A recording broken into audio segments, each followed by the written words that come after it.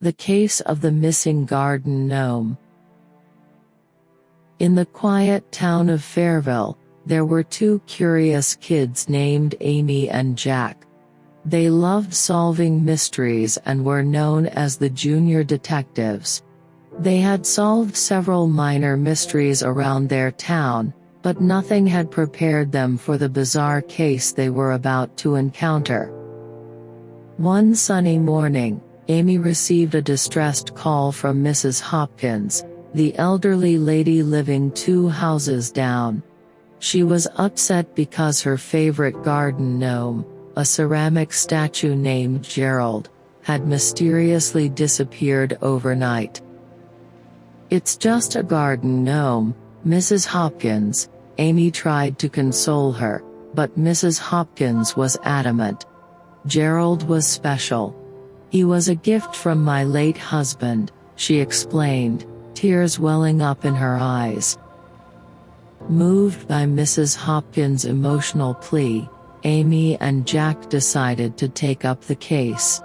They started their investigation by visiting Mrs. Hopkins' garden. It was a beautiful garden, filled with vibrant flowers and decorated with a variety of garden ornaments. Gerald's usual spot was now vacant, with just a small hole where the gnome once stood. After observing the garden closely, Jack noticed something peculiar. There were fresh footprints leading from the garden gate to the spot where Gerald used to stand. The footprints were smaller than an adult's, suggesting that a child might be the culprit. Following their only lead, Amy and Jack decided to question all the children in the neighborhood.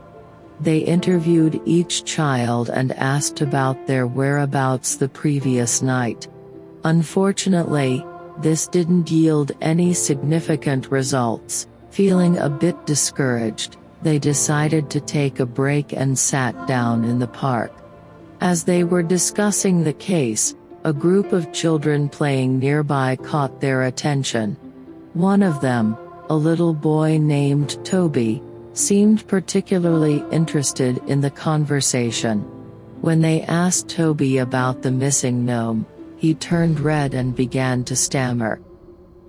Sensing something was off, Amy and Jack gently coaxed Toby to tell them what he knew.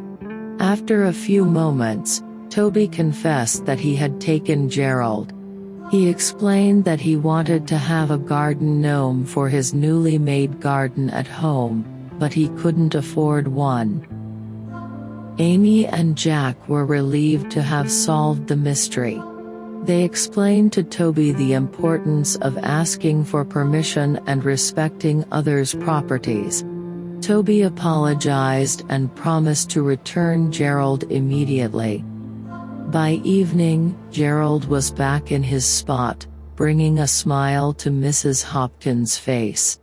It was another successful case for the junior detectives.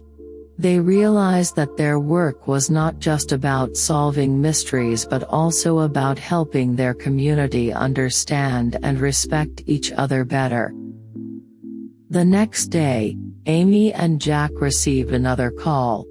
This time, it was from the local baker, Mr. Thompson. His prized cake recipe had gone missing from his bakery. It was a peculiar case indeed, but our junior detectives were more than ready to take it on. They started by examining the bakery. Mr. Thompson told them that he kept the recipe in his office, a small room at the back of the bakery. There was no sign of forced entry, and the office seemed neat except for an empty drawer where the recipe used to be kept. Amy and Jack thought hard. Could this be another act by a child like the gnome incident? They decided to question the bakery's employees and customers. After a long day of interviewing, they found out that one of the part-time workers, a teenager named Paul, had recently been asking a lot about the recipe. With this clue, they decided to pay Paul a visit at his home. They found him trying to bake a cake, the kitchen in a state of disarray. When they questioned him, Paul seemed nervous and soon admitted that he had taken the recipe. He had hoped to impress his family with a cake made from the renowned recipe. Amy and Jack explained to Paul the importance of honesty and the consequences of his actions. Paul was remorseful and returned the recipe to Mr. Thompson, who was grateful to have it back. Soon, Amy and Jack's reputation as the junior detectives spread throughout Fairville. Their days became filled with solving minor mysteries and teaching important lessons along the way. Whether it was a missing item or a small misunderstanding among neighbors, the junior detectives were always ready to help. They understood that every case was an opportunity to help their community grow stronger and more compassionate. They loved their work and took pride in being the junior detectives of Fairville.